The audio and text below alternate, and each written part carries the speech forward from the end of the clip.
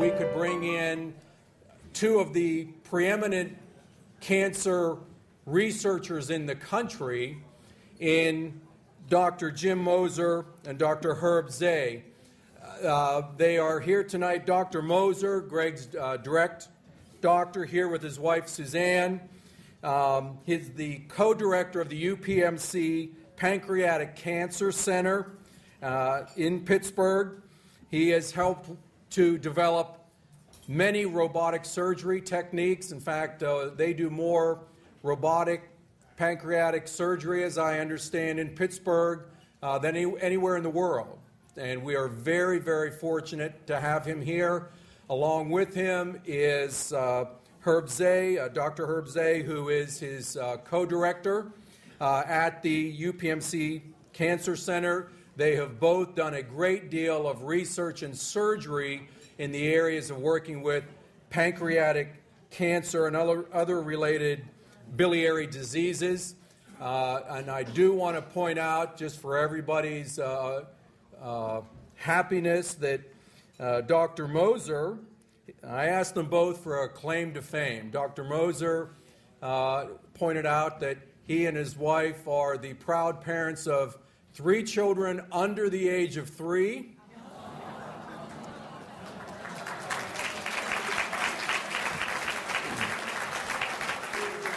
And for Dr. Zay, I had one that I found on the internet, and he gave me one. The one that he gave me, which is the very positive one, is this week he and his wife Kelly celebrated their 20th wedding anniversary.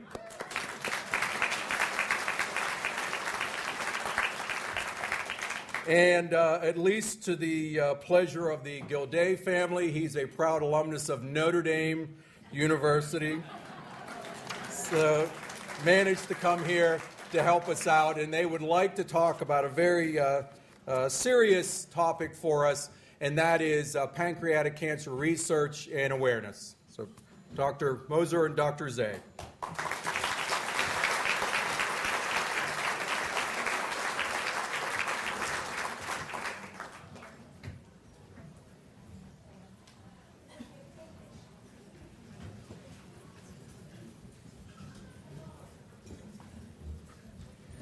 That was a very kind introduction. I speak for Herb and I and say we're really quite delighted to be here.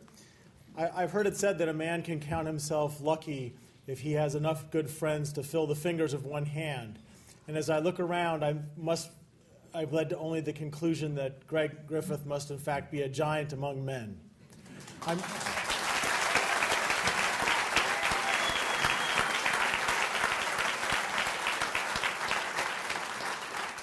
I'm sure that the Altoona Curve baseball team thought they'd sold out the stadium. Little did they realize that the dinner left the bleachers empty. So. Thanks. I just want to echo Jim's comments. Both of us had the opportunity to participate in events like this many times over the last few years, and for an inaugural event, we usually think, maybe 20 or 30 people, and this is amazing to have this many people. And after spending a brief amount of time with Greg and Kathy and Jamie and Jordan here tonight, it's no secret why that is. Really special people, inspiring, and we're really delighted that you asked us all to be here and be a part of this. You want to spend some time talking a little bit about, So Greg and Kathy asked us to be rather specific about pancreatic cancer research, and I think he was going to point out the number of people who's in the audience whose lives have been touched by pancreatic cancer, so I won't steal his thunder. But just to talk specifically for a moment about what effort you are embarked on. So you may know about the Susan G. Komen Breast Cancer Foundation and their annual walks, and you may know that on an annual basis that the Susan G. Komen Foundation raises more money for breast cancer than any other organization, including the National Cancer Institute. But in fact, that started with a dying woman's wish that her sister do something for breast cancer, and their first walk was 6 people. So if you can imagine, if the first walk was 6 people, imagine how much bigger the future could be with 480 people in this room. And it's really an outpouring of affection for a disease which really gets very little publicity. And the reason is that the people who are affected by it are oftentimes scarred by it, and don't want to look back on it. And that's why I would just like to take my hat off to Greg Griffith's courage to tell people about what he was suffering through, because certainly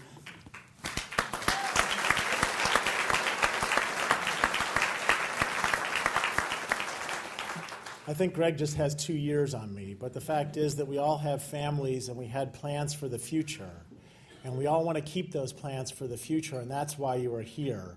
And that is to give other people who had plans for their next year and the year after that something to live for, who otherwise would die silently without a mechanism for public awareness. And so events like this, people have said, oh, we're really glad you came to the event, but really events like this are all about the future. We take care of people one at a time, and if you think about it, we won't touch as many people necessarily that are in the room in a whole year.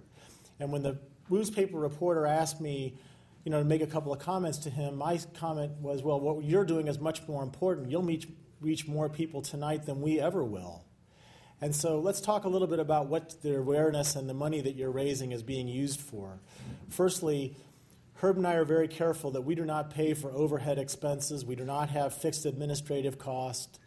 100% of the money that gets raised tonight is going to be rubber that meets the pavement on the science. And just briefly to talk about what we're doing in the laboratory on my aspect, and then I'm going to turn the microphone over to Herb. What we have done is generate the first 2 predictive models for outcome of pancreatic cancer. And what that means is when you go to the mechanic and you take your car and the mechanic looks at it and he goes, I think the radiator is the problem. I would look at him and say, well, great, you think the radiator is the problem. I'm going down the street. When you go to see your physicians, what do they give you? They give you opinions. None of us want opinions. We want facts. We want cold reality to base our decisions on. We all have families to take care of, and none of us want to be subject to opinion. So what mathematical predictive modeling allows us to do is predict outcomes for people who have pancreatic cancer in order to personalize their treatment. The idea is to get beyond the one-size-fits-all approach. The idea that, well, you have pancreas cancer, you should have an operation, or you shouldn't have an operation, you should have some generic form of chemotherapy. The idea here is to really bring 21st century medicine to a disease which has really not changed dramatically since the Whipple operation was invented in 1935. So what we do is we analyze the CAT scans and something called an endoscopic ultrasound, and we analyze tumor genetics to come up with a unique predictive signature, and we base what we do for patients now on that signature. And what Booker was talking earlier about robotic surgery is something that Herb and I have been pushing very hard, the idea that through 7 half-inch incisions that a big operation's complications and pain and suffering can all be reduced is dependent a great deal on this modeling, because we would never want to take somebody to the operating room who wasn't going to benefit from the operation. And Herb's going to talk briefly now about how we've used prognostic modeling to bring new chemotherapy agents and novel approaches to pancreatic cancer from what would be the dream world into the real world. So I'd just like to turn the microphone over to Herb.